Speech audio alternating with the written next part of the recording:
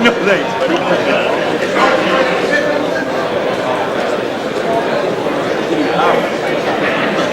If you would just come on in and have a seat, please, we want to get started.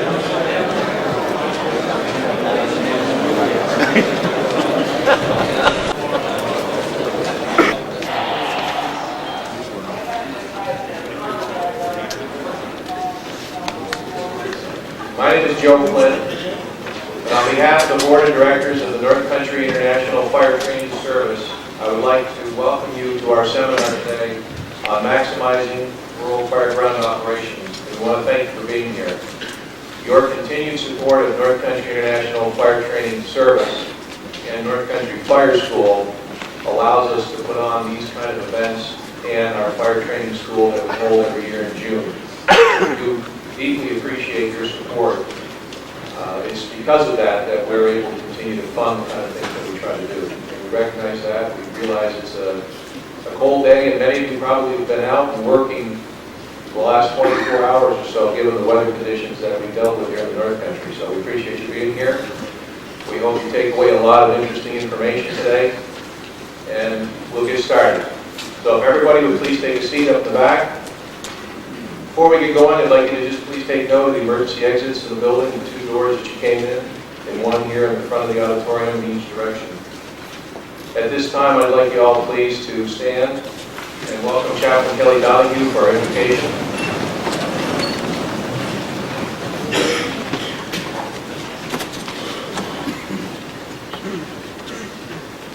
Boy, I'm not as tall as you are. Yeah. Let us pray. We gather as firefighters and friends, EMS personnel. In a special way, we'd like to remember today too a firefighter of Moore's Fire Department. Firefighter that had a strong fight but lost it recently to cancer. So we remember in a special way today Mike Hopp and many of our friends, firefighters who have gone before us this year.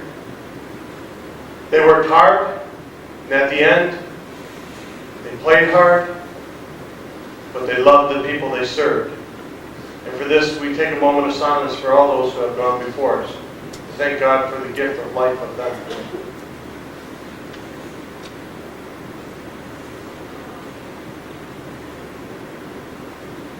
Lord, bless us today that as we prepare and train, that we may continue to keep our communities safe, to work hard, play hard, but knowing we do it safe.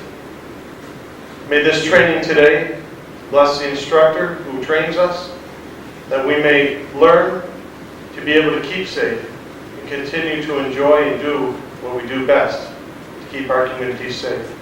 We ask this in your Son's name, our Lord Jesus Christ, in the name of the Father, and of the Son, and of the Holy Spirit. Amen.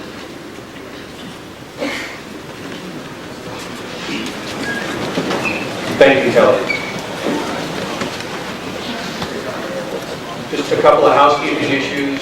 The name tag that you received this morning, that's your meal ticket. So please hold on to it. If it comes off your shirt or something, that's fine. Just try to stick it in your pocket so that we can feed you. Lunch will be right across the hall. I would also ask, if you need to monitor your departments and you're planning to respond from here today, please set your pagers to vibrate.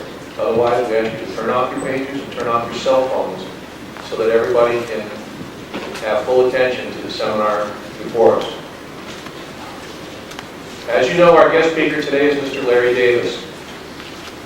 Larry lives in Corpus Christi, Texas. and is a private fire protection and training consultant. He has over 20 years of service as a volunteer firefighter and fire officer. He has 30 years of service as a fire service training instructor, 3 years of service as a fire chief at Refinery Terminal Fire Company in Industrial Emergency Services. Larry has authored numerous fire service textbooks and is a regular contributor to many popular firefighting publications. I'm sure most of you see his name in your publications, magazines that you get in your fire stations and ambulance buildings often. Mr. Davis specializes in rural firefighting operations and has conducted over 400 seminars, such as today's in nearly every state in the United States and every province in Canada. He will challenge you, I think, today to think in different ways that we may not be accustomed to thinking in with respect to rural firefighting operations. And that probably will be the best benefit that we can take away today. But you didn't come here to listen to me, thankfully. And I didn't come here to listen to me. So with that, and now without any further delay, I'd like you to welcome Mr. Larry Davis. Enjoy the seminar. Thank you very much.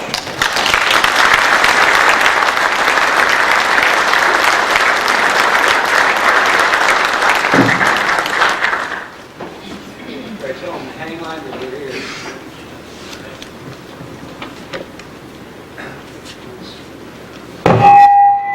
Whoa! I think this is going to be too loud.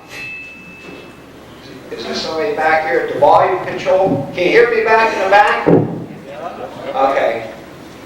They want to make sure to keep it loud enough in case anybody drifts off. So I want to thank you for welcoming me to the North Country. And I didn't need all this cold weather shit.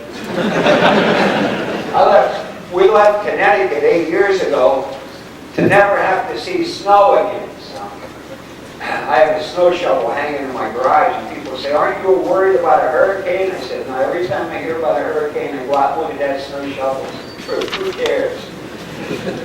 Anyway, it's nice to be here. I see some old farts in here.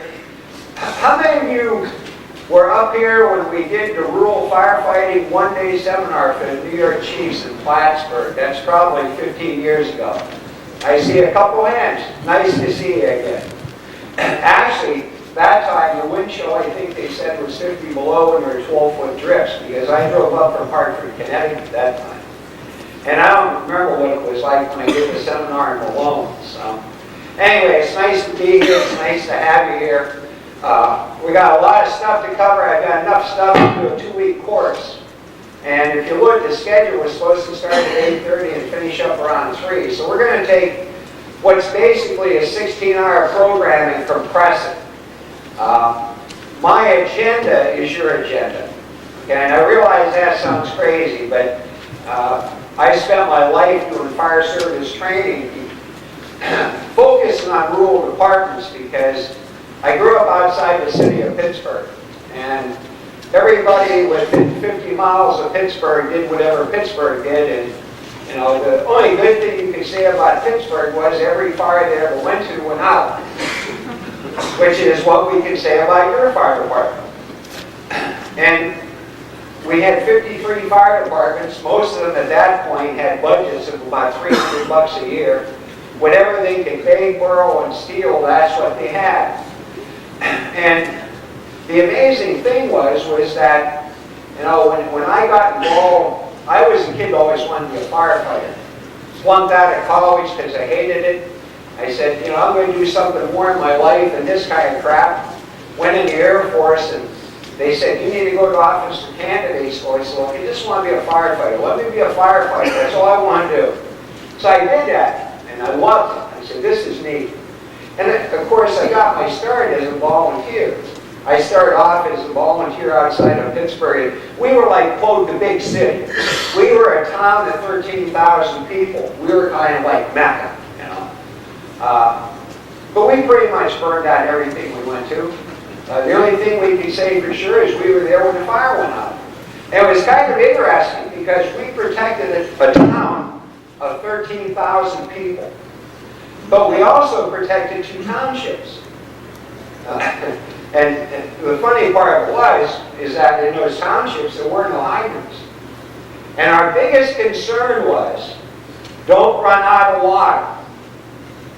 I had a discussion with somebody yesterday. I got a chance to torch some people yesterday. I like to push people's buttons. You know, if this is the only fire service you know, and this is home, then this is really bad here. But I could take it down to the south, where they never see snow and they never see below zero weather, and they say, well, you can't do that stuff here, it's too hot. I had a guy yesterday, so we can't do that up here. You know it snows up here. Oh shit, is this the only place in the country where it snows? But see, we all kind of grow up someplace, and we all have these visions of things are bad. I was in Fairbanks, Alaska 2 years ago. Guy was there, had this New York accent. I said, whereabouts are you from New York? And he was up around here someplace. He said, we moved to Alaska because the winters up here aren't as bad as they are up there in northern New York State. So, you know, and it's true, very true. But the thing you have to look at is everybody's got different perceptions on stuff. And my perception as an instructor has always been kind of about, you know, looking at things differently. And we're going to talk about some of the issues that you have to deal with, because we're going to spend your time and my time here today, and we're going to talk about problems or fixing problems. We need to kind of get a sense of what those problems are. You know, I'm heading out of here tomorrow, heading back to Connecticut and getting ready to fly out back to Texas. You have to deal with your problems here, I don't. So let's talk a little bit about the issues. Obviously, if you gave up a day to come here, how many of you have been up half the night chasing wires down and all that good stuff? I know some of you have been. I appreciate the fact you're here. The other thing I want to point out is I don't stand on protocol. If you want to get up and move around and go out and take a break or whatever, go do that. If you've got a question and, you know, I don't see your hand, this is a big room, just yell out loud, because I like to have a two-way discussion with my students. If I don't teach to your agenda, there's something wrong with me. I'll tell you the other thing. You fall asleep in my class, that's my fault, not yours. But I'll bet you nobody's going to fall asleep, because I'm either going to keep you pissed or thinking. Okay?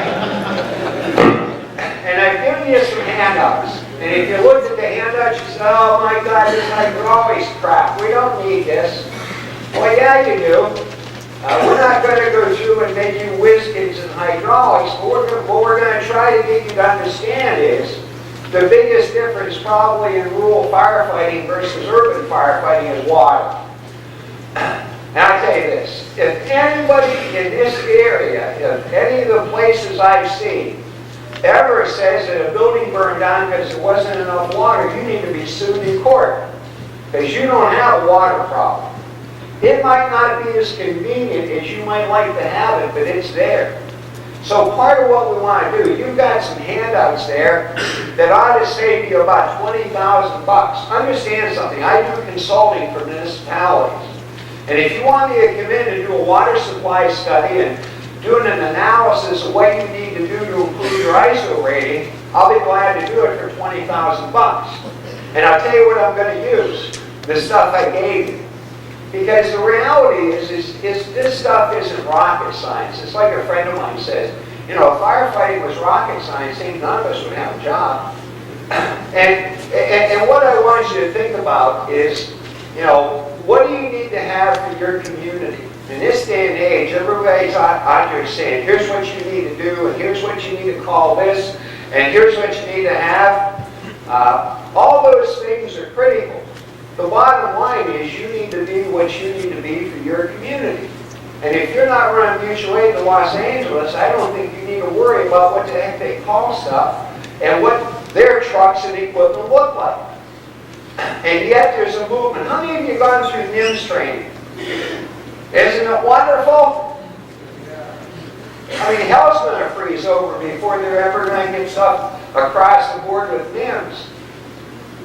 But, you know, I understand the intent. The reality is that you have to figure out what you're going to use for an incident management system. The frightening thing about it is is that incident management is not strategy and tactics. We got one poor slob squirting water in a fire and 25 people supervising. That's backwards. All right? But the other thing is, if you establish procedures and you drum those into your people's heads, you don't need somebody standing there telling them what to do. When I tell somebody to put a hole in the roof, I don't give a damn if they jam their head through it.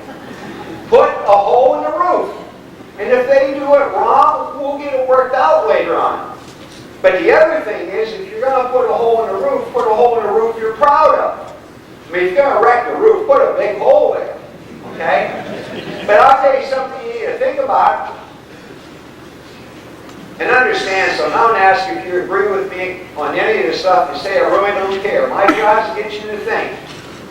Putting people on roofs and structures today is insane. Especially if that fire is in the attic. And I realize the guys in FDNY says, get those truckies up there, open the roof up. But when you take a look at some of the issues and situations that are happening, fire departments are saying, if that fire is in the attic, you don't put anybody on that roof. Why? Because you got those stupid little metal gusset plates holding the trusses together, and you couldn't design a truss to fail any faster if you intentionally designed it that way. The other thing I did in my life to make an income was I worked as a fire protection engineer for 27 years. Okay? And, you know, we need to rethink a lot of the stuff we're doing and take a look at it. This whole 2-in, 2-out thing is certainly an issue you need to think about. So we're going to talk some about that. But what I'd like you to tell me, if you were to take a look at the things that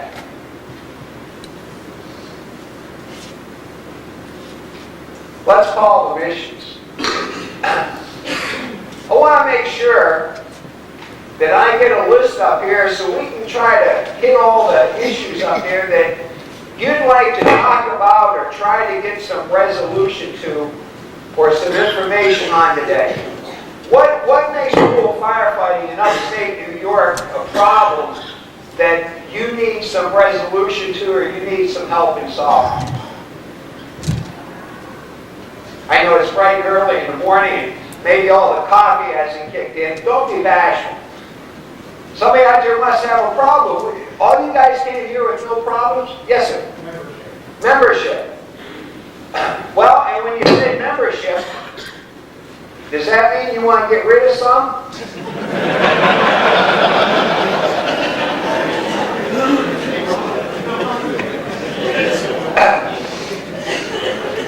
I don't want to offend anybody, so I better tell you this up front. If your name is Mikey or Mike, I always talk about Mikey. Mikey's a guy in the fire department, and every fire department has it, whether it's volunteer or career. You always have to watch Mike. Because if you don't watch him carefully, he's going to start doing something. And he's going to do something whether it's right, wrong, or indifferent, because he remembers when he went to that only fire school he ever went to, and he learned how to do something, and he's by God going to do it. So it's like you've got to have at least one or two people just watching Mike. It's like the Mike control. Okay? See? Isn't it amazing? Mikey exists in every fire department out there, and God bless him. You know, he's the guy that will pull the roof down on top of you with a pipe hole, but he's got the best intentions in the world because he's trying to help. And he makes 90% of the calls. Yes, you're right. Uh-oh, Mike is there. Okay. I think what you said when you said membership is probably not enough. Is that what you meant? I'm sorry? Correct. Okay. What else? I'm sorry? Mandated. Oh yeah, don't you love that? Mandated training, but no funding.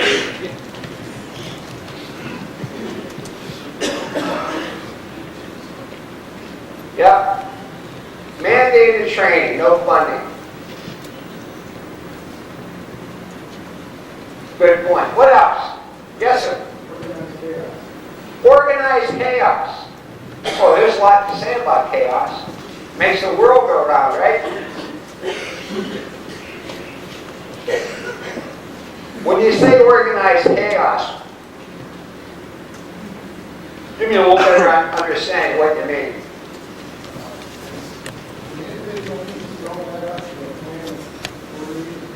Okay? In other words, we need some organization.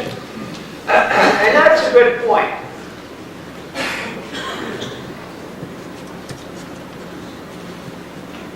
You know what chaos stands for, right? Huh? Chief has arrived on scene. Or chiefs. Yeah, that's what it is. Chaos. What else? Anything else? Yes, sir.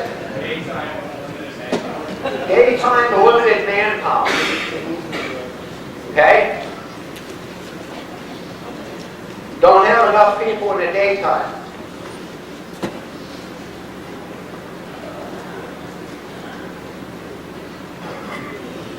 You know, I have to tell you something. All the years I spent in Pennsylvania as a volunteer, the best firefighting we ever did was in the daytime. When people were screaming, we don't have enough people. Yeah, we just cut the crap and did it. I'm serious. Now, see, here's one of the issues you need to think about. How many people do I need to put out a fire? The other thing I need to tell you, I haven't, because I asked a lot of dumbass questions. You just kind of bear with me. Okay? If you know you don't have enough people, and he knows he's got a daytime manpower problem, then tell me, how many people do you need? How many people do I need to put out a fire? As many as it takes. Okay? Then you tell me what I need people to do. I want a number. I'm not going to take any weasel words. We're going to squeeze you till you give me a number. Yes, sir? Three. Okay, to do what? One to run the pump, and two on the nozzle. Aren't you going to say it depends on what kind of fire it is? Oh, okay. What? This guy here from Malone, where they deal with wildland fires. I don't think your solution is going to work for that. So what kind of factors come into play in determining what I need for manpower for a fire? Huh? Size up. What? Type of what? Type of fire? Okay. Weather?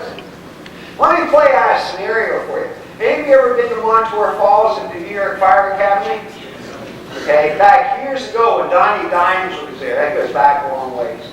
He said, here's what we'd like you to come up. We're doing a fire officer, like a 3-day workshop they were doing. He said, I'd like you to come up, and what we want you to do is 3 1.5-hour workshops. All the same. You repeat them. I said, okay, what is it? They said, commanding the initial response. Now that sounds like a wonderful title. It's like, God, what is the initial response? I mean, look at how diverse New York State is. You go out to Long Island, and that's a whole different world. There's New York City, and then there's the North Country up here, and then you go out to Buffalo and Rochester and all that. So I walked into the first class. We had like 25 people in each group. I said, well, I'm going to teach you how to command the initial response, but before I can do that, let's figure out what the initial response is. And I had a guy sitting over in the corner, and he had a uniform on, and I could recognize that he was a career firefighter. And I said, tell me what your initial response is. 2 engines, a truck, a rescue, a chief, 14 people, da-da-da-da. I looked over in the corner, and there was a guy I could kind of tell was a country bumpkin fire chief, and I said, Chief, what's your initial response? He says, good God, if it's on a weekday, 2 o'clock in the afternoon, he said, I'll take one to death to get 2 or 3 people. And of course, the guy with the fancy uniform was kind of like chuckling, like, we got it all. It's like, now, do you understand what a stupid question it is to ask, and how stupid it is not to have an answer? We are the last major workforce in the United States that doesn't know how many people and what capacity to perform a job. One thing you and I all share in common is we live in some kind of a structure, okay? We live in some kind of a structure. So, imagine one not to hire a contractor to build a house. So we want you to build us a house, okay? How much is it going to cost? He says, well, I'll let you know when I'm done. Huh? Well, I mean, think about that. When I was talking with that group at Montour Falls, I said, how many people do we need? Well, it depends on the type of fire. I said it's a structure fire. How many people? Well, it depends. Depends on what? How big the structure is. I said the footprint's 40 by 60. It's 2.5 story with an attic, or 2.5 story. Well, it depends on how big the fire is. The whole first floor is one. How many people? You know, I spent 20 minutes trying to back them into the corner to give me an answer, and they couldn't come up with a number. And why is that important? Anybody in here a career firefighter?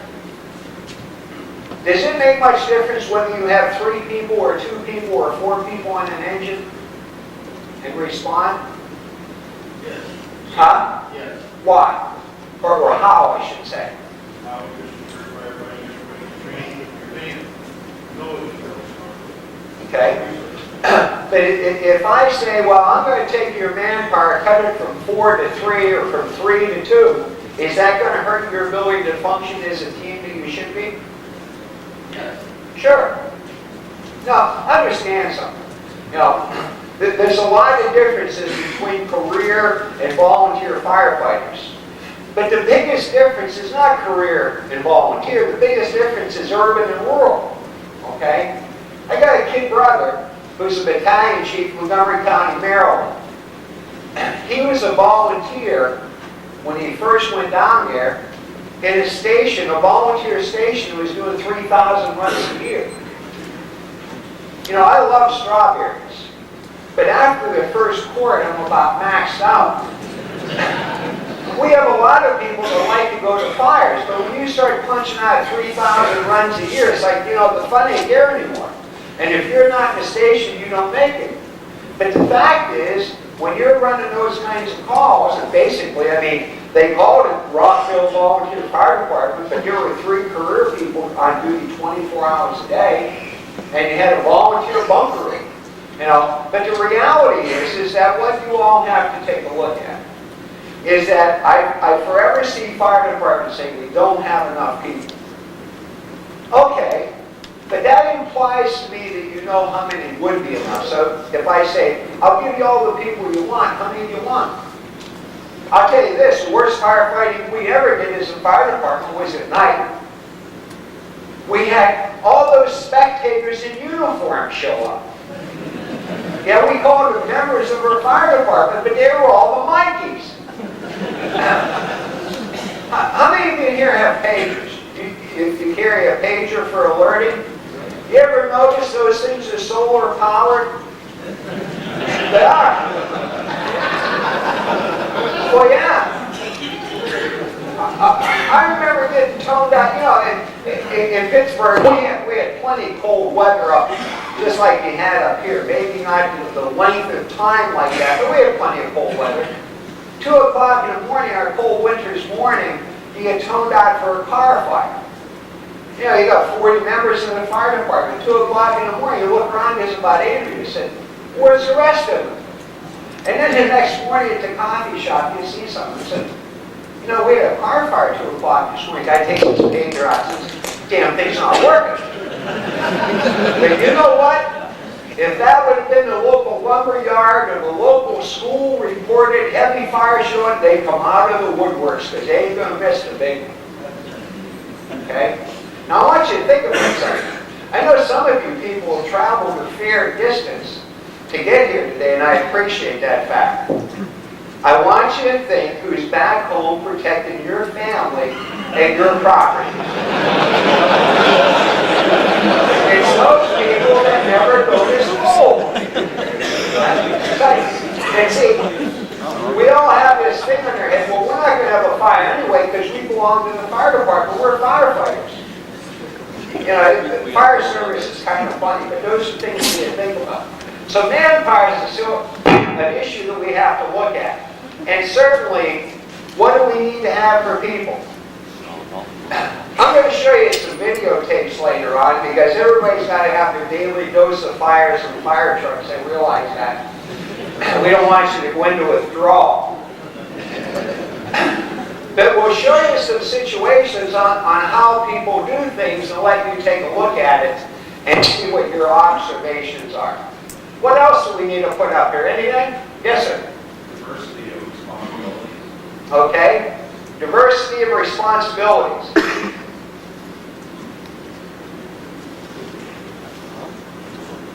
And when you say that, basically, more specifically, what do you mean? 20 years ago, we were strictly structural firefighting. Yep. Grass fires. Ice rescue, heavy rescue. Hazmat, Yeah. weapons of mass destruction. Well, that's right. We got a lot more to do. And that's a real issue. Especially if you operate under the premise, like some people do, that basically says what we're going to do is we're going to make everybody able to do everything. It's insanity. I love to teach. People say, now we love that class you did. We want you to come back next year and we want you to teach this. I said, I'm teaching. Well, yeah, but you're an instructor. You can teach it all. I said, no, you know what? I learned a long time ago. I'm going to do what I'm good at. I'm going to do what I like. Okay? And me and my plumber have a deal. He doesn't teach anybody on the side how to put out fires, and I don't do plumbing. That's a pretty good deal. But I'll tell you this. It's impossible for anybody in this business to say, well, I know it all. And I'll tell you what's scary, the very point that you bring up. We don't have anybody in the fire service today that has a depth of knowledge. But boy, they sure got a little bit in everything, enough to be dangerous across the board. Understand something. 25 years ago, I was one of the biggest proponents of firefighter certification in this country. And it's the worst thing we ever did. Because it dumbed down the fire service. You go to a training session. You're going to be a firefighter 1. You have to do this, this, this, and this. You say, yeah, but in my fire department, we don't have that. We don't care. You got to learn how to use it. Why? If my time is so precious, why make me learn about stuff that I don't have and will never have? In the state of Oregon, you have to take a mandatory 6 hours of training on aerial ladder operations, whether you have an aerial ladder or not. And the guy says, we don't mind that. But do you know there's not a single training segment in the entire program on tanker operations, and that's what we do 90% of the time? Guys have to be able to make a hydrant. They don't have to be able to set up a porta tank. People are training people to pass the test. How many of you here gone through a pump operator's course? You know, by and large, I'll tell you what happens, especially if you want a certification. They teach you the information to pass the test. They do not teach you how to move water. The hydraulic stuff you got in those books is to teach you how to move water, and if you can move it with Dixie cups and buckets, more power to you. I don't care how you do it. But we waste more time training people and trying to teach them crap. You know, at 2 o'clock in the morning, let's say you had a ripping barn fire this morning at 2 o'clock. You get a 500 horsepower diesel screaming. You're freezing your butt off. You had one more beer than you should have at the pub last night, so your head's throbbing just a bit. The bank is going to foreclose on your house Monday morning, so that's working on your brain. And the chief or the officer in charge is yelling for water. And you're going to stand there and say, no, let me see. I got 150 feet of 2.5 off with a 250 GPS. You know, you ain't going to figure out engine pressure. You're going to run the throttle up. Either turn the knob or push the button until the nozzle comes off the ground. And when it comes off the ground, bump it in a bit. Right? Or let's suppose Mikey's running pump. Mikey went through the pump operator's course. When do we give Mikey his final exam? When your butt is inside the structure on the hose line. Let's see if Mikey can do it right. And of course, if he flunks the exam, you become a crispy critter. I mean, we have everything backwards. And understand something. I tell this to everybody. I've been involved in fire service politics for about 30 years in this country. A year ago, November, I had the opportunity to speak to every state training director in the country and every metro training chief in the country at the National Fire Academy. And they came unglued in about 5 minutes. And my presentation was a need for live fire training. Anybody here ever been to Meadowwood over in New Hampshire? Prehilo Training School, huh? They built a fire, and you know, if you guys in North Country had a fire school or a fire training facility, it would be like Meadowwood. These guys over the years have built one of the best fire training centers I've ever seen. Except, it doesn't meet what most people think a fire academy should be. It doesn't have all those neat, fancy propane burners with the sensors that don't work. I mean, have any of you been to the Connecticut Fire Academy? Oh, you need to get down to Hartford sometime. Look at that $17 million facility they built. It's the most frightening thing I've ever seen in my life. Computer-operated propane. I've been burning structures for 30 years in fire training. Have never had a firefighter hurt or killed. You know why? Because we ran it as a planned emergency. I learned a long time ago, Davis, you're going to cover your ass. And we did things just the way you'd run an emergency. Well, people out there today say it's unsafe to burn a structure. We used to use kerosene and gasoline. I remember doing live structure fire training in August and blowing a house off the foundation because we were dumb enough to use gasoline. So, we've got an NFPA standard, 1403, that says you can't use a flammable liquid or a combustible liquid. But I can go to the Connecticut Fire Academy or any of these other academies where they pipe liquefied petroleum gas inside a concrete building. Think about that for a minute. I'll tell you what, I'll take gasoline over propane any day.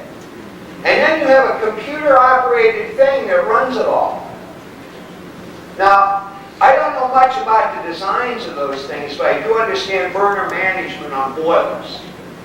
And the most critical part of any boiler is making sure all the instrumentation and controls are tested and work properly.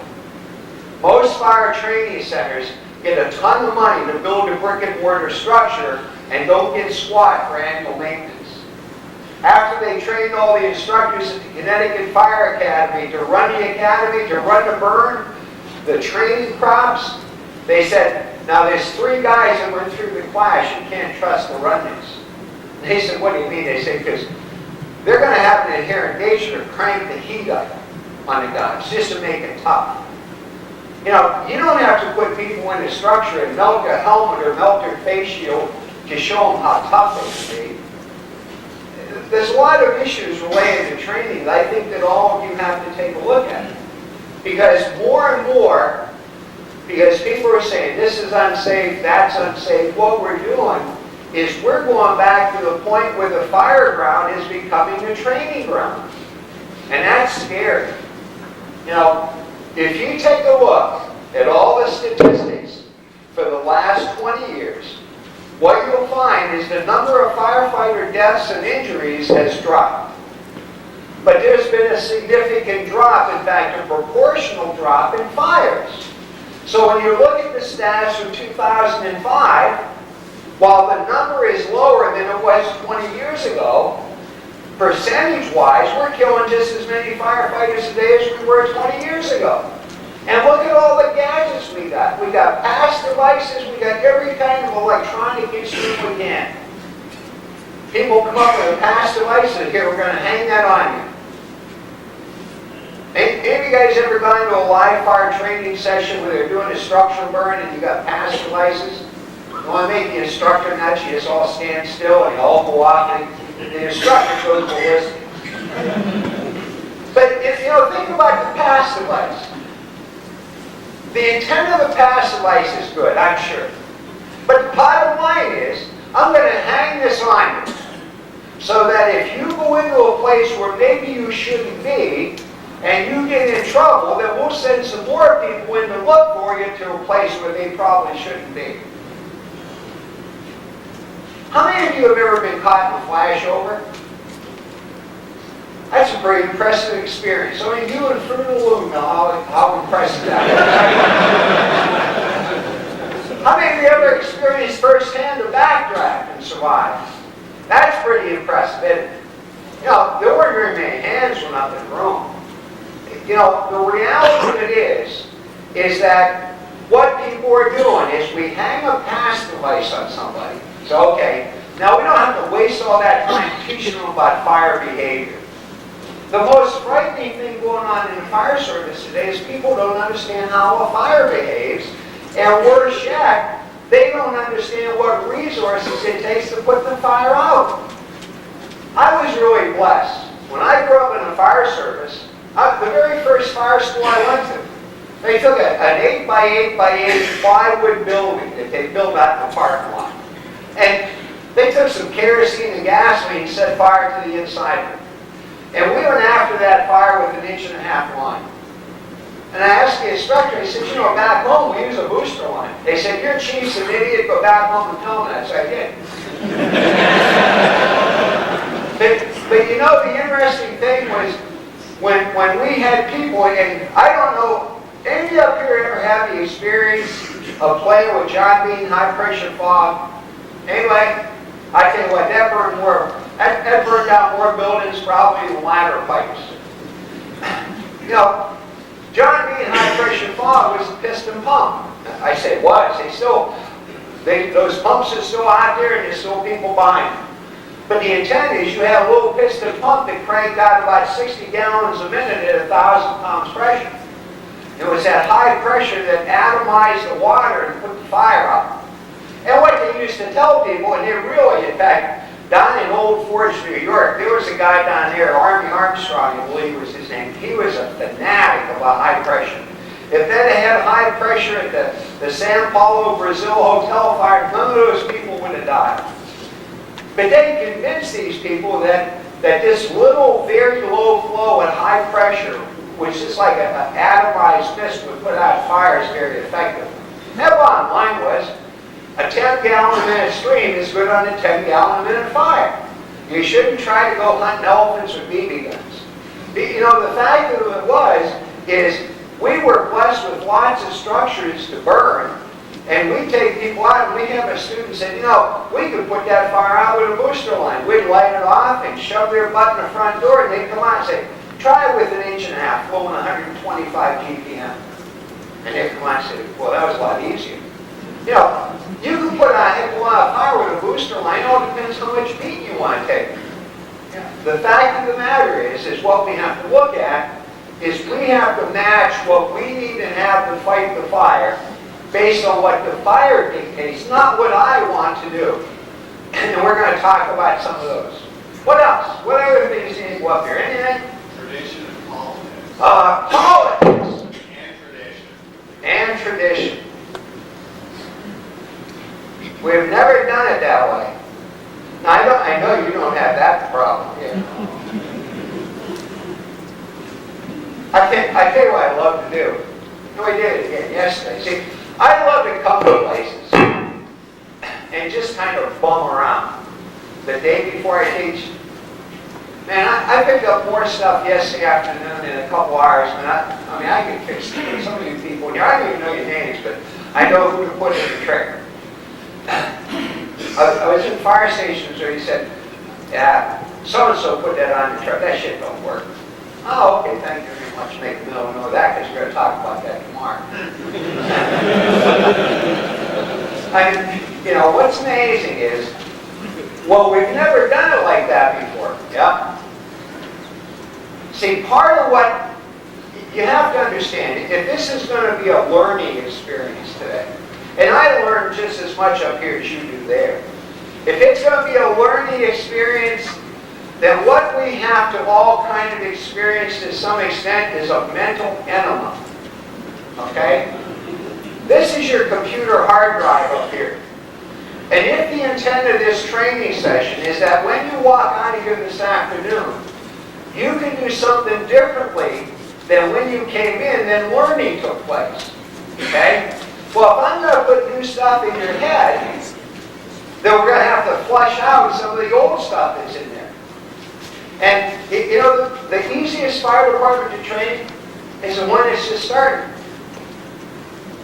You say, do this, this, this, and this. And they say, yes, sir. I say, nobody's even questioning what I told them to do. You know? I mean, you can get in fights about stuff, just about the color of fire trucks. My goodness. Tradition. And the other thing is politics. And who said, somebody over here said politics, right? When you say politics, you don't mean Democrats and Republicans. When you say politics, basically what do you mean? Games amongst who? Your selectmen and your elected officials or your fire department members? All of the above. All of the above.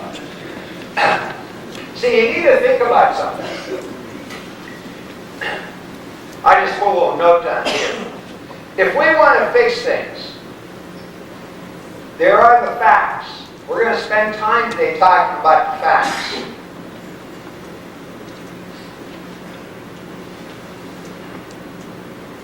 There's emotions, okay? And then there's politics. See, we're naive enough to think that we're going to fix the problem or solve the problem with facts. Hell, people want nothing to do with facts. We had a discussion yesterday. Have any of you ever had the chance to be in a class that Alan Brunicini has done, the chief from Phoenix? Does a wonderful job. Now, I've had people in Connecticut say, he's no instructor, he's an entertainer. Well, you know what? Who cares? If you can bring about change, you know, if you're going to teach with adults, you're going to keep them laughing or pissed. Or else they're going to drift off and go to sleep on you. So keep them mad or entertain them. But you know, Brunicini and I have been friends since, 1979. And two things we don't talk about. Color of fire trucks and large diameter hose.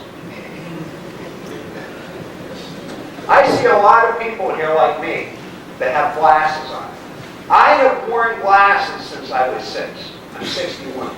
Okay? I go to an eye doctor.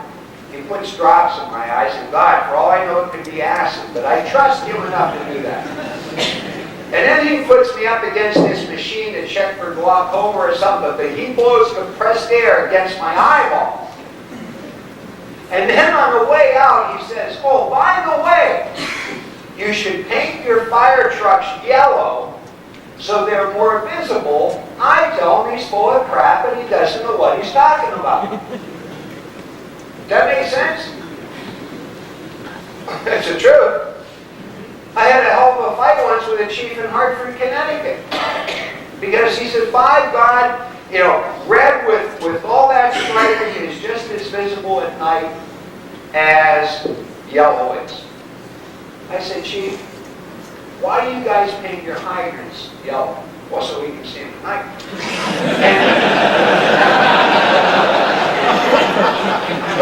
The minute that last word came out, it dawned on him what he said. You know, look, if you want to say, I like red fire trucks because I think they're pretty, that's fine, but don't tell me that red is just as safe a color to see as yellow, because the facts disprove that. In Phoenix, Arizona, you know what they use for supply hose? They use 4-inch hose and 3.5-inch couplings. Screw threads. So where did that come from? And the guy said, a friend of mine from out there, fire protection engineer, so we got that from Los Angeles 30 years ago. It's like, okay. Who was your mentor? I mean, who screwed you up? Because you all got a fire truck from somebody to begin with. And God, I sure don't think I'm doing that. Because I come from back there, they would keep hitting their ears with that noise.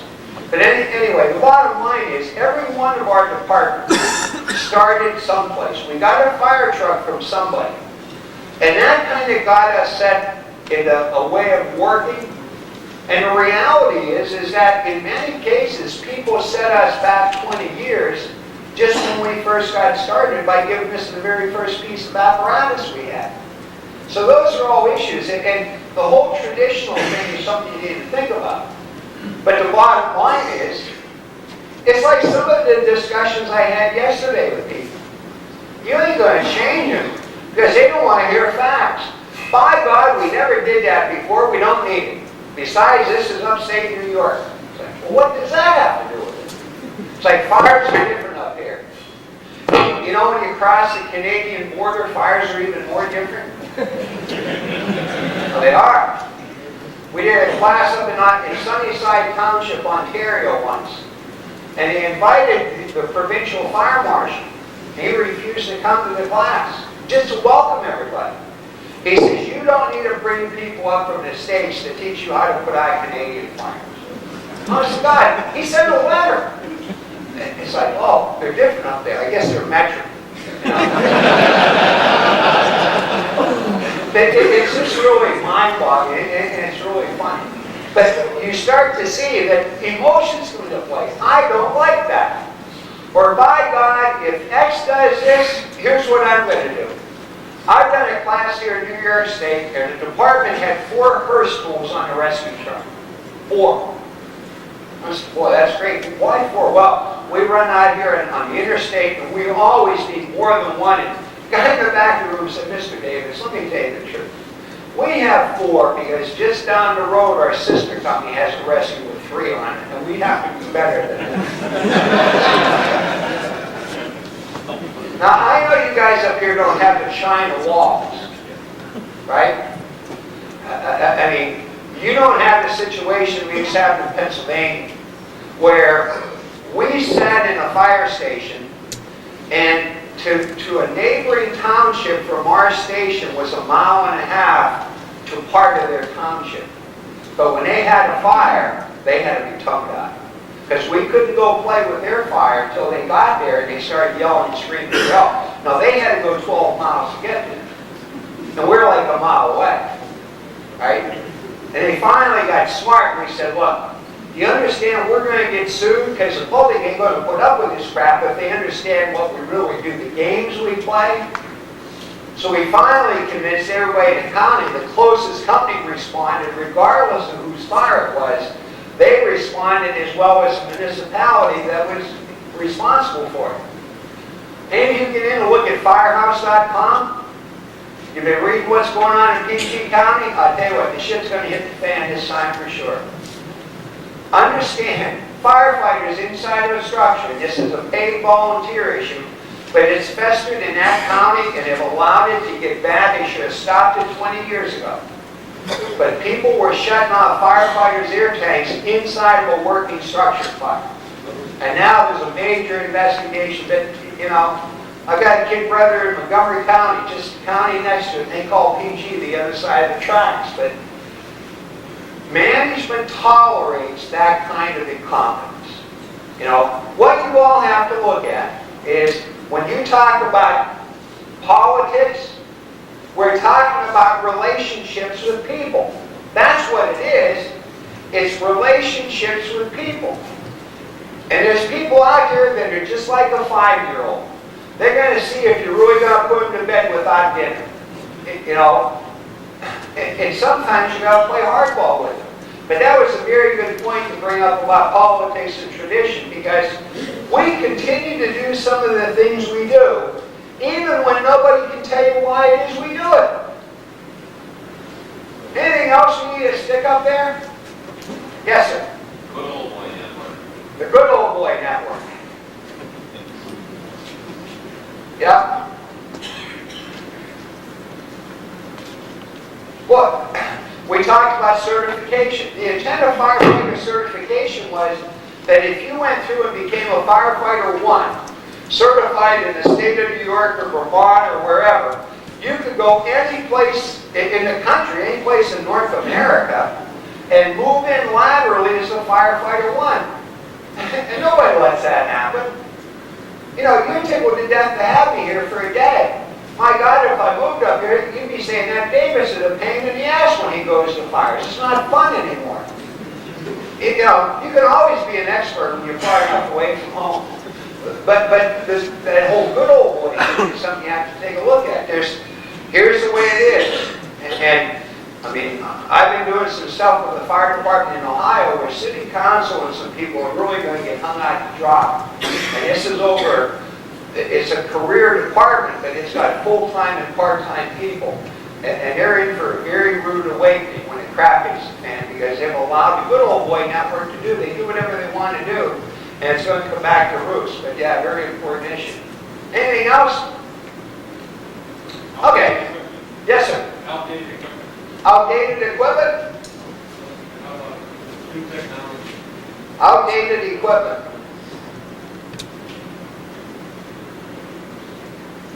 New technology. Ooh. If you start playing with new technology, you're going to find that outdated equipment ain't so outdated. I tell you truthfully, and this sounds crazy, but in this day and age, I don't think I'd ever buy a new fire truck. There's too much good used stuff out there. People have the bugs on, and it used to be if you needed somebody to work on a fire truck, they had to be a mechanic or a plumber. Today, they have to be able to program a computer, and that scares the hell out of me. Right? Everything on your engine is computed to the transmission to its computer. And then we have a computer to run the pump. It's like, wow. Now the ability of that truck to work is a function. I hope whoever was putting all those wiring connections together and was programming the stuff into the computers was literate. But I've seen an awful lot of cases. Corpus spent $400,000, Corpus Christi spent $400,000 for an engine. Can't get the check engine light to go out. They call Pierce said, don't worry about it, it's really not. Wait a minute. We checked everything that possible. We want the light to go out. You know, I mean, now I know you guys don't have those kinds of problems. Look at all the electronic stuff on it. I had the occasion 2 summers ago. I did a 3-day course on water movement for all the people in the United States, and actually, well, Canada too, that are Hale fire pump representatives, because most of their people had never operated a fire pump in a fire. So we brought them down to Corpus Christi in the middle of July. It was 120 degrees, humidity about 98%. Had these guys dragging hose and stuff. And had the guy that invented the Class 1 info, the info manager, gives you all those neat little LEDs that tells you the oil pressure and all that crap. And they're very, very small red letters. And if you're outside, now we get more sun in Corpus Christi than Honolulu, Hawaii does. And in the summertime, now we have lots of high-intensity sun. You try to read those stupid little red numbers in the daylight, you can't read them. So we were talking about engine controllers and stuff, and I said the best way to adjust it is with a ball-peen hammer. And this was the guy who invented it. He got rip-roaring mad. We went outside later on to do some pumping evolutions, and we had a brand new truck there with all the Hale and the Class 1 electronics on it. I made him stand 10 feet away. He said, well, I can't read those. And yet I had a 1972 auto car foam pumper that had gauges that big. You could stand 20 feet away from that pump panel and tell what the pressures were. And you know what they did? He went back, and the new Hale controllers are backlit.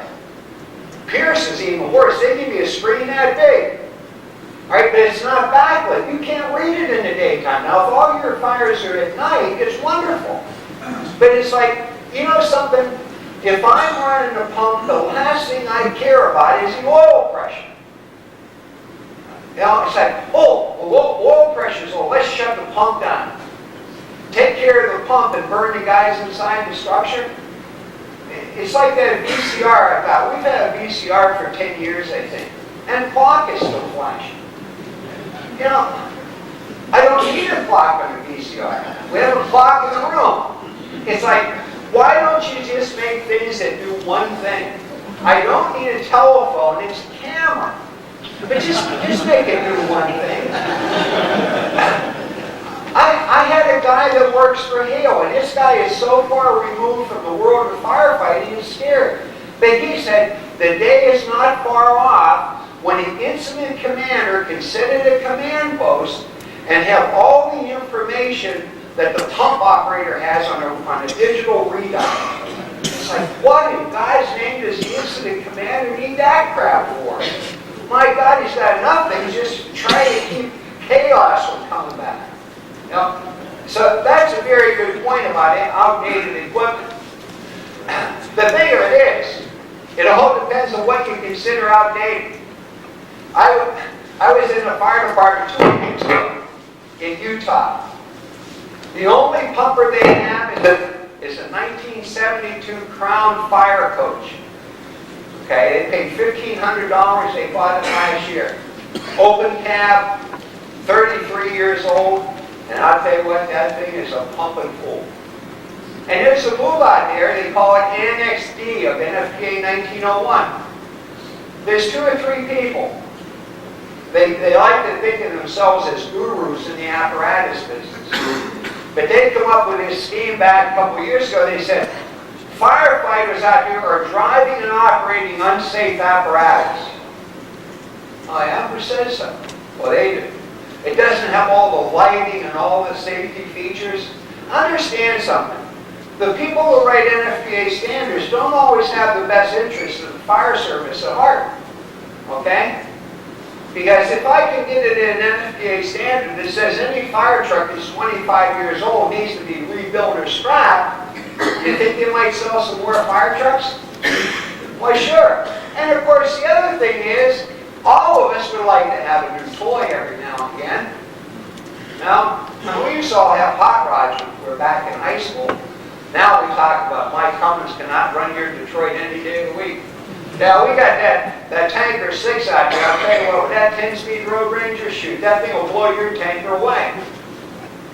See, the interesting thing is there's a PhD guy at Harvard, and he runs sociology training, and part of his courses, he does a 3-hour segment on the American Fire Service, the last boys club in America. And it's really fascinating. I had a friend who was going through some of it. You know, I think of the things that I did in the fire service, and then thinking, my God, if my wife said in these meetings, she'd think we're a bunch of raving lunatics. I'd sit in the meeting, we'd argue for 2.5 hours about whether we had enough money to buy a new nozzle, which would help improve fire protection in our community. So then they decided there wasn't enough money, we'd have to wait and table that discussion, and 5 minutes later they'd buy a beer cooler for the social hall. It's like, and the general public's going to find that out. Now those are all things that we need to think about and we need to look at. Anyway, what I'd like to do next, I want to share with you some ideas. Some ideas that you're going to see from a couple of fire departments as they deal with real live fires. This basically is raw footage. The first one you're going to see is actually a single family dwelling, house fire.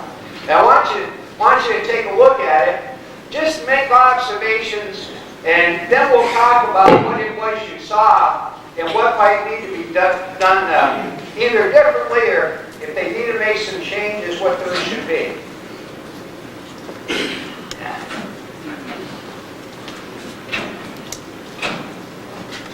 Wires here.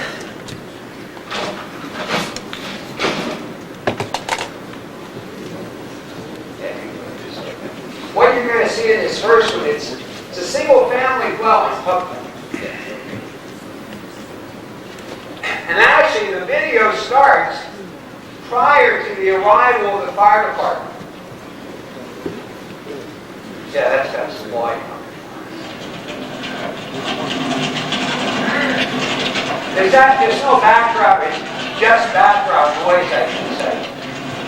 No narration or anything, but obviously a structure fire.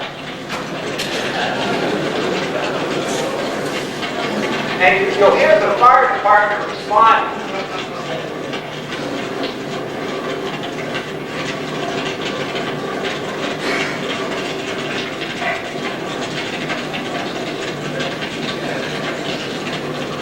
That's what we call a good one, right?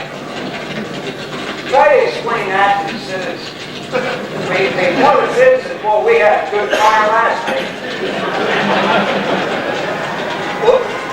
Now you gotta watch this apparatus coming down the street. You hear the air horns and the sirens. You're gonna see an engine coming down the street.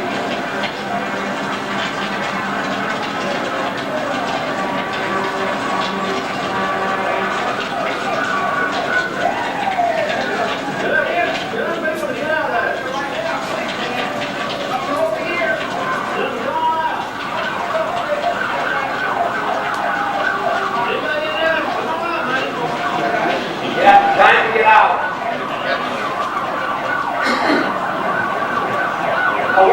Watch the board. See the guy going over the top of the piano? The guy went from the bucket seat behind the driver to get behind the officer. And then the officer's door was open.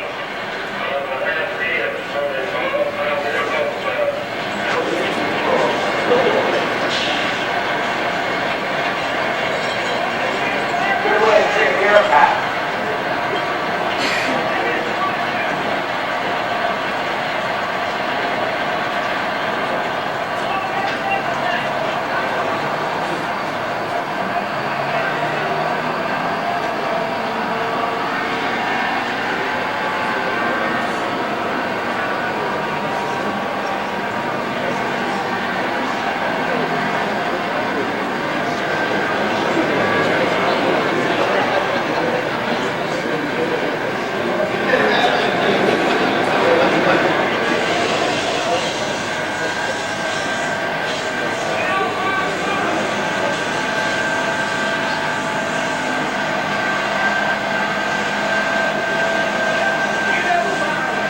Pretty soon you're going to see what I call the John Wayne School of Leadership.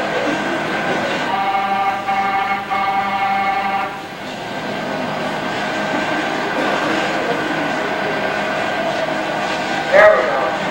Give me that line. We're going to take the hill now.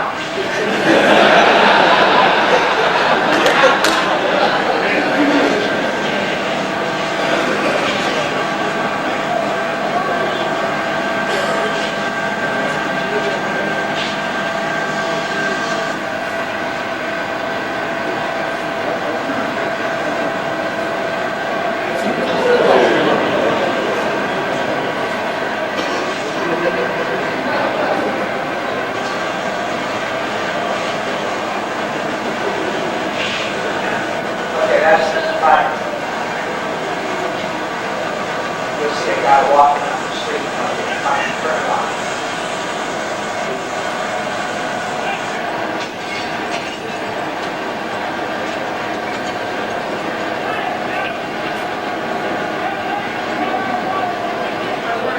Okay. I just like you got a chance to see that operation. What kind of observations did you make? Huh?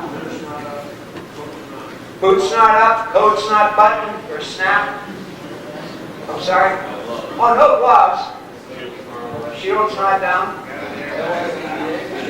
Well, the guy had the SCBA on, but no face piece.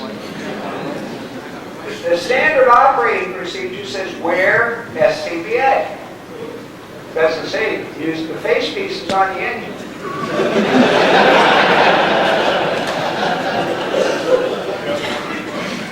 Let me ask you something. Now, they didn't have bunker pants. Big deal. Did they lack the proper protective equipment to fight the fire with? Just saying about protective clothing. Gloves, helmet, coat. I'm sure their gloves are in their pockets. I know damn well the guys that had the Scott tanks on the back, there must have been a face piece come with that breathing apparatus. You know, they have the stuff. Now, would bumper pants be better? Yeah. Would hoods be better? Yeah. Then at least, if they had just worn the protective clothing they had properly, nobody got hurt there. But the guy's taking out the window with an axe and the glass is sliding down. He's got no gloves on. It's like there's no excuse for that. Those guys need to be spanked and put in bed without their dinner. You know? What else did you see? Well, let me ask you this. What was the objective they had in mind? What was their incident action plan? Protect exposure?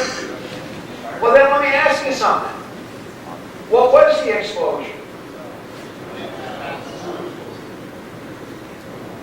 What time of day do you think that fire was? Daytime? So morning, afternoon, or night?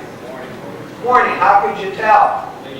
Somebody had to wake Granny up and get her out of the house. It's like, well, do you think anybody was looking to say, I wonder if there's anybody in the structure that's involved?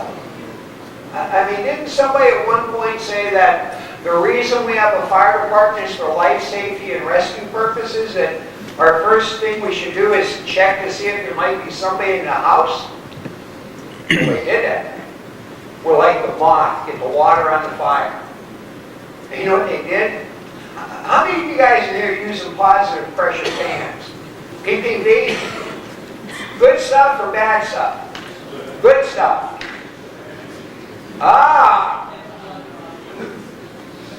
They can turn into bad stuff really quick. All you gotta do is let Mikey put it in. I don't know if you're paying attention to what's going on in Massachusetts where I believe the firefighter died in the basement.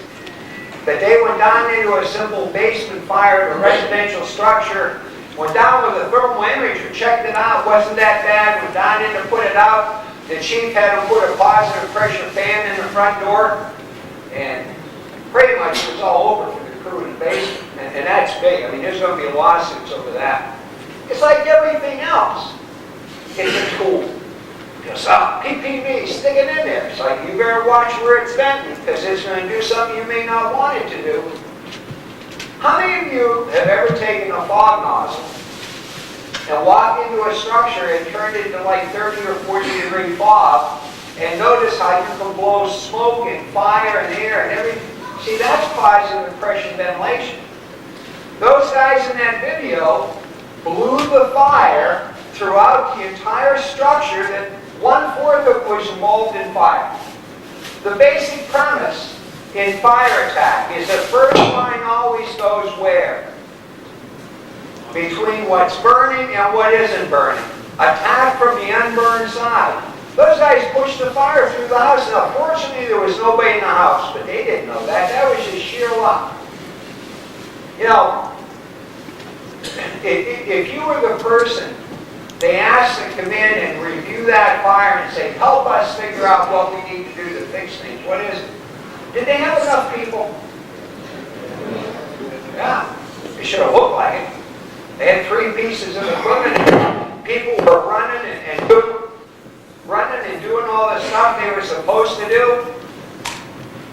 But the bottom line was they actually caused more damage than if they hadn't shown up probably. What about incident command? Would incident command straighten that up? Safety officer? Training officer?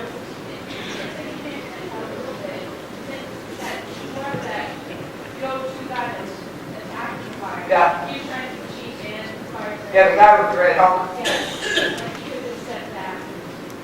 Well, but he's got to do something. I mean, you can't be a company officer and not lead your people.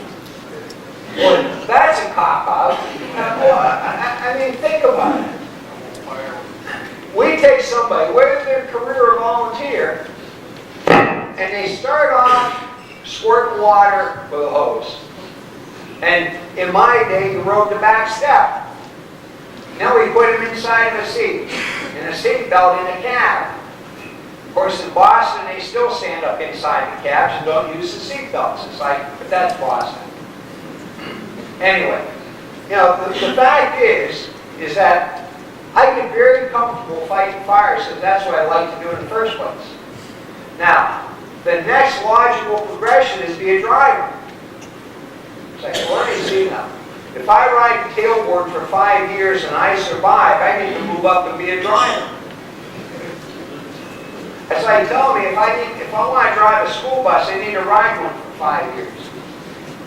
You know, you got people in your community that can drive a fire truck and probably never try to pump it in reverse and probably never try to do things that some well-trained firefighters have done.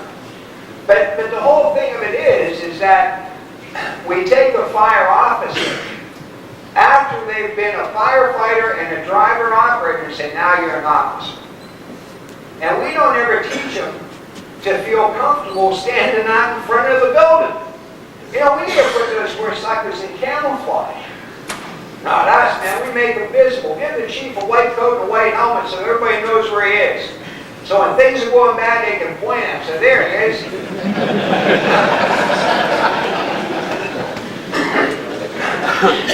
You know, the issue is, and the point you brought up about helping incident command, that captain should have established command.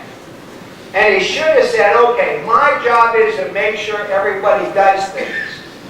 But do you understand, when it comes to training, there's 3 domains of learning. Okay? One is facts, one is motor skills, and one is attitude. What you saw there was an attitude of a fire department that really sucks. But that's the norm. Now, how many of you in here know what your ISO classification is for your community where your fire department protects? How many of you have an ISO class of 3, 2, or 1? One hand. ISO what? 3. Great. Anybody else in here at 3, 2, or a 1? Well, let me tell you, you're not as good as the guys you just saw because they're in ISO 3. ISO says, on a scale from 1 to 10, they're in the 30th percentile. They're in the top 30% of the fire departments, and that's what you should replicate. Now, is there something wrong with that picture? Huh? But see, ISO doesn't look at your ability to put out a fire. ISO wants to know how many fire trucks you have and how many people you have and how fast can you get there. Of course, whether you save anything or not is totally irrelevant because the ISO criteria wasn't put here to look at that. I want to share with you another video. And this video is a little different. This is a commercial structure. In fact, it's an adult bookstore. Not very big. But you, again, just kind of make observations of what you see and what you don't see in the course of this video. Go ahead. And you also get a chance in this one. You're going to get a chance to see Mike.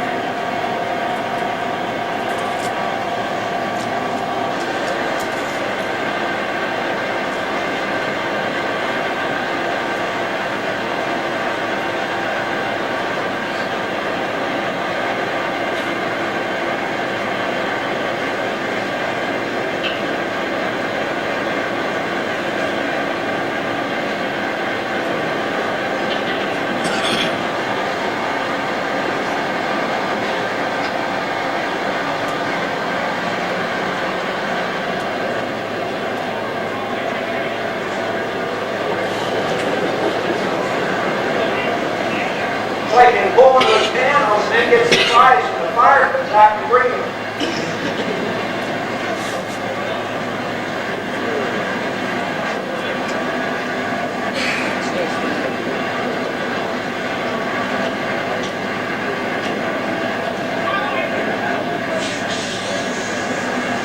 And then when the fire does come out, you gotta shove it back inside the building.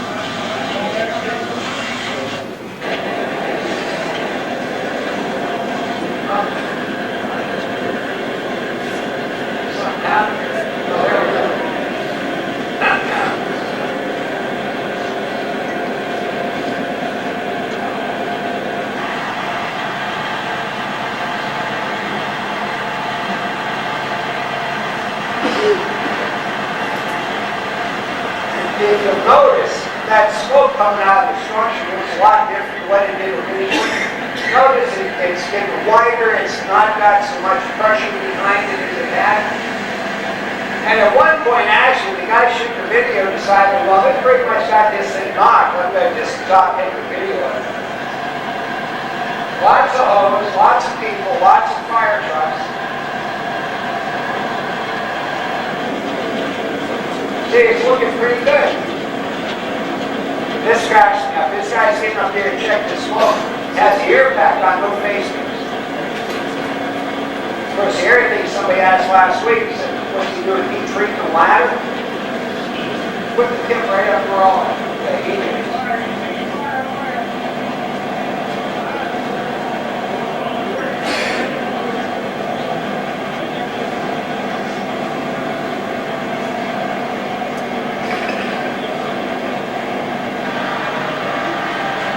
That was when the video guy stopped the video. And then a few minutes later he said, oh, this thing's getting bad again. I think the smoke is getting dry. See, now the video seems more about what's going on with the fire than the fire officers do.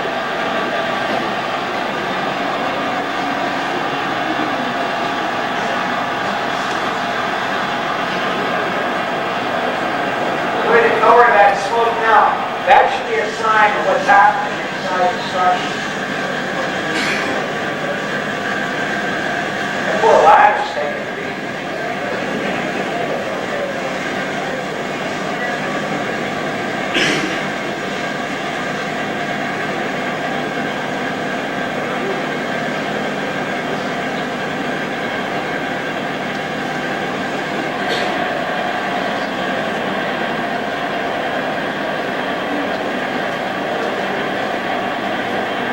There's Mike. See him walking to the right? You're gonna see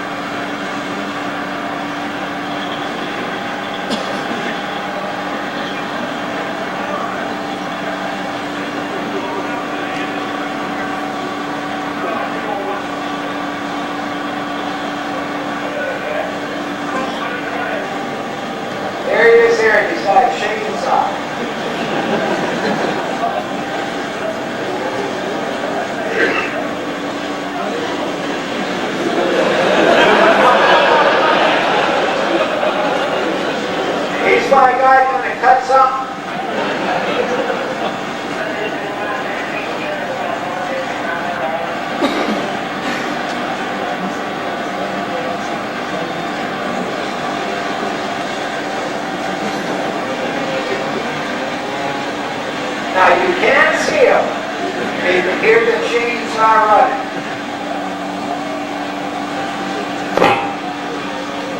Okay, we could stop that.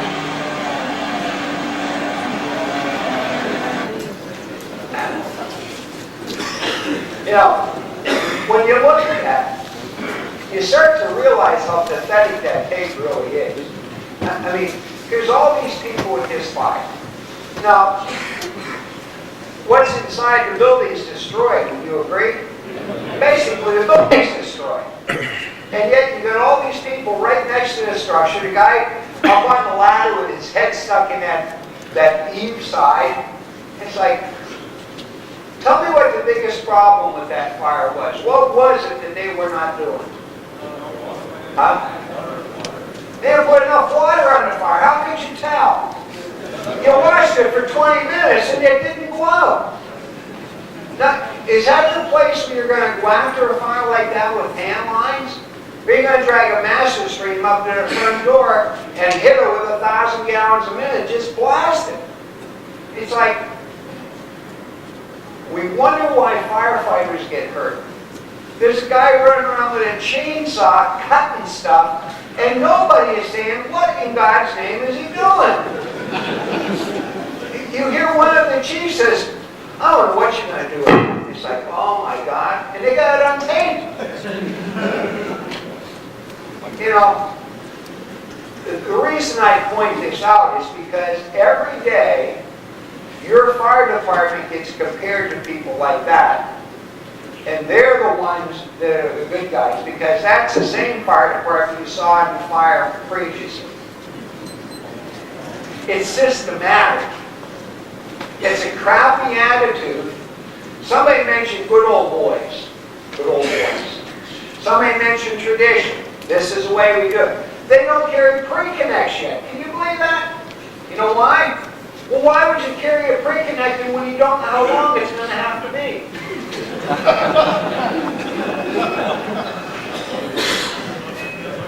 That's one of the biggest metropolitan fire departments in this country. So, you know, there are things you just have to recognize and understand that every day goes on. You know, I know your fire departments or a lot of them in this room, or the vast majority, don't operate like that. You know, I know the things have been drummed into your head. You don't do anything without SCBA, without protective equipment, etc., etc., etc. But you know what? Those guys violate every safety procedure that's ever been written, and OSHA never goes to visit them. It's amazing. You pick up Fire Engineering magazine, and they show you. You know, Chicago is not wearing bunker gear yet, or bunker pants. It's like they don't wear air packs. How many of you guys watched Firehouse USA that had a very short-lived career on Discovery Channel? That thing about Boston? Wow. Those people at the Discovery Channel took a real beating. Jana Wilmoth, the editor of Fire Chief Magazine, said that's the worst fire training thing I've seen in 25 years in this business. You know, but it's Boston. The guys hang the air tank on your back and drag the face piece in the mud, so if it gets really tough, they'll put the face piece on. You know, come out and, you know, that's Boston. That's the way it is. And, you know, the fact of the matter is, the reason we point this out is because if you're going to look at rural operations, everybody and his brother is trying to tell you what you need to do. And the unfortunate thing is that in so many states, the authority having jurisdiction is afraid to make a decision. How many of you are familiar with two NFPA standards that are relatively new? NFPA 1710 and NFPA 1720. 1710 is a deployment standard for career or mostly career fire departments. That says that when you have a fire, in essence, you've got to have 15 people on the fire ground within 8 minutes from the time you receive the alarm. There's another standard, NFPA 1720, which is a deployment standard for mostly volunteer departments. There are people trying to put numbers to that.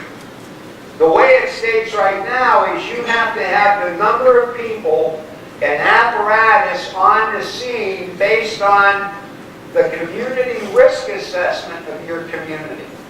That means if you're out in Utah and a major concern of your fire department is wildland fires, you're probably not going to have a structural engine. Instead of saying everybody's got to look the same and act the same, what that standard says is you need to be what you need to be for your community. And when it comes to firefighting, the thing you have to look at is what do you need based on the community risk assessment. So we're going to talk about that. What I'd like you to do, we're going to take a break now for about 15 minutes. I've got 10 o'clock, so we want to try to get you back in here, start back up at 10:15 if we can. And we're going to be breaking at noon time for lunch. So get back in here and we'll talk some more about how you look at doing a community risk assessment to figure out what you need to have resources in your department.